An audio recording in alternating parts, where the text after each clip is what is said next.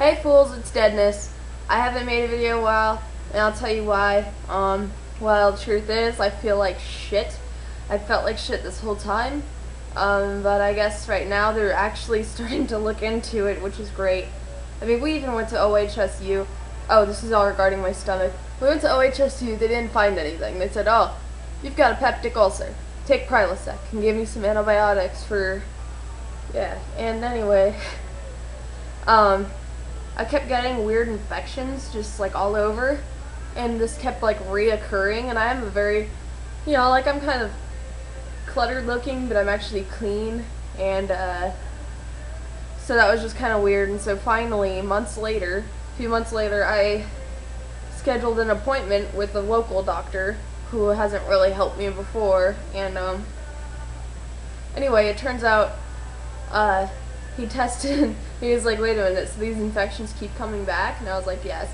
And so, he didn't tell me this, but he tested me for E. coli.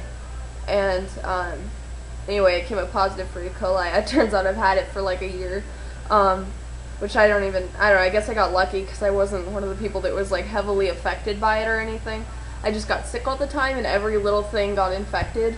And, not to mention, like, fighting MRSA and shit. Oh, it was stupid. Anyway, so now I'm still back. I'm still having the stomach thing going on. I occasionally throw up blood. I do throw up every day, a couple times a day. And, really don't like to keep foods down. It's just kind of bullshit. And, feel really dizzy all the time. And then they suggested I see a shrink.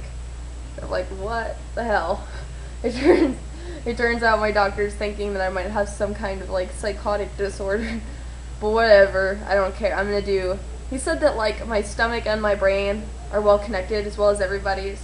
There's clearly some physical problems going on, but we want to see if maybe something up here is what triggered it all. Whatever, anyhow, that's the quick, brief thingy of what's going on. We still haven't figured anything out yet. I'm gonna have to see a specialist in Portland pretty soon. And hopefully that'll give me some answers. Hopefully. If not, all I ask is for, like, for the doctors to kind of give me something to work with, tell me how to manage and cope with all this shit, because I'm tired of throwing up all the time and hurting. Anyhow, so... Hey, it's Tool. Anyway. I gotta turn that up.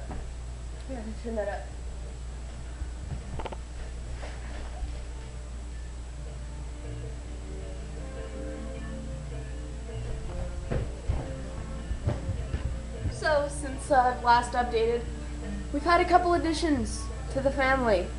I now have a cat, which I got months ago, but it was kind of a secret because my dad didn't know about it. I've kept him in the basement. I'll bring him up in a sec. But this here is Monkey. He's no secret. He's about, 4 months old. He's a Pekingese. Monkey, stand. Stand up. You gotta stay away from that dog, man. Stand. Stand up.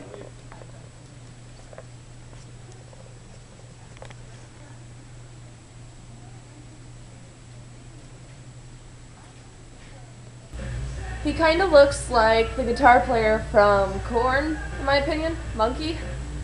So that is why we named him that. And he kind of moves around like a monkey. He's so, like, cute. I actually use him to dust the TV sometimes. He's like a dog. Anyway, yeah. So that's him. Well, now I'm gonna go get my cat Nero, who's actually 8 years old. Say hi, Nero. He's kind of fat. Anyway, he's like 8 years old. He's like 8 years old and he's missing a few teeth. Let's see if I can show. Ow. Sorry. So he drools like crazy. When I first got him, I was told that he just doesn't really like to eat much because they were giving him dry food. They didn't know he was missing teeth. And I started feeding him wet food, and I noticed that he would, like, grab it, and he would throw it on the ground and try to pick at it. And then you know, he would end up eating it, but it would take him a long time to get the chunky stuff. And, you know, he eats a lot, actually. Then I noticed that, because he's like the most affectionate cat I've ever seen. Like, he'll come up to me and he'll just like ram his head into me like 100 times until I actually pet him. And then he'll like lay on me and roll over and yell at me if I don't pay attention to him. He's cool like that. Anyhow, he drools like crazy. He drools and drools and drools. Right now, his chin's a little wet. I don't know. You can't see it.